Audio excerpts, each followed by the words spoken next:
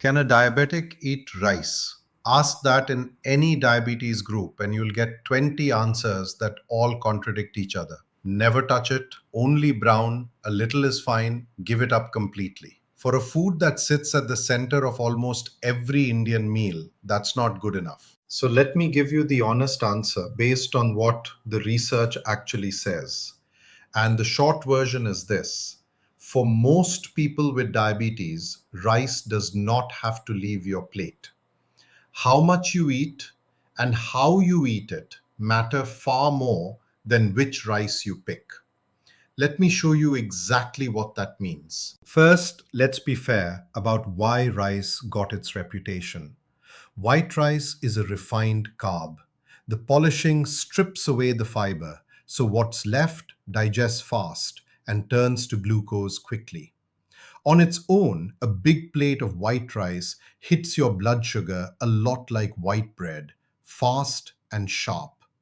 And the population studies back up the concern, especially for people like us. A large analysis of over 350,000 people found that in Asian populations, those eating the most white rice had about 55% higher risk of type 2 diabetes than those eating the least. But read that carefully. That's about eating a mountain of rice every day.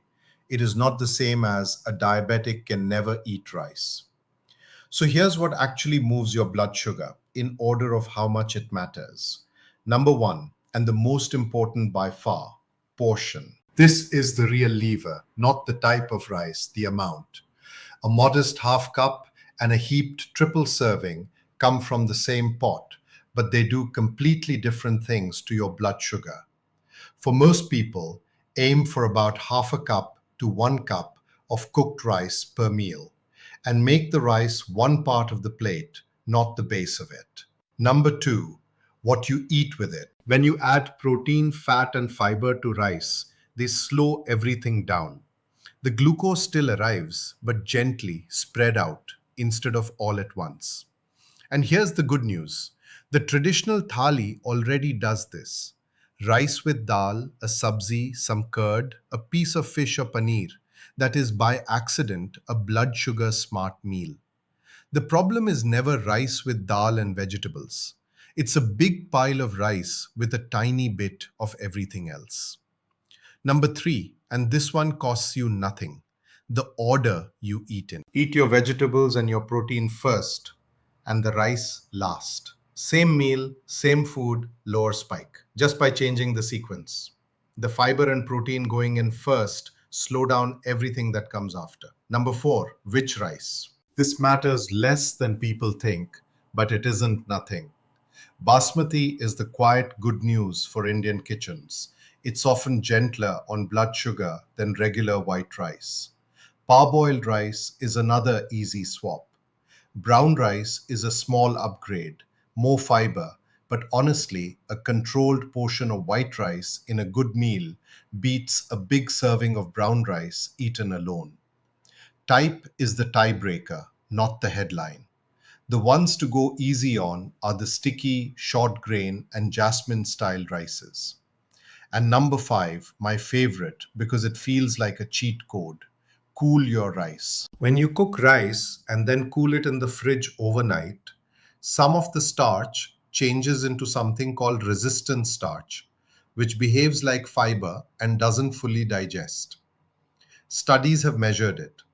Rice that's been cooled and then reheated raises your blood sugar noticeably less than fresh rice. So, yesterday's rice, reheated, is actually the gentler option. Leftover rice is a feature, not a problem. One honest caution: if you're on insulin, cooled rice raising your sugar less can matter for your dose. So keep an eye on your numbers and talk to your doctor. So, can a diabetic eat rice? For most people, yes. You don't have to give up a food that's part of how your family eats. You just eat it with intention. Keep the portion sensible. Build a proper plate around it. Vegetables and protein first, and leftover rice is your friend. One last thing: everyone's body is a little different.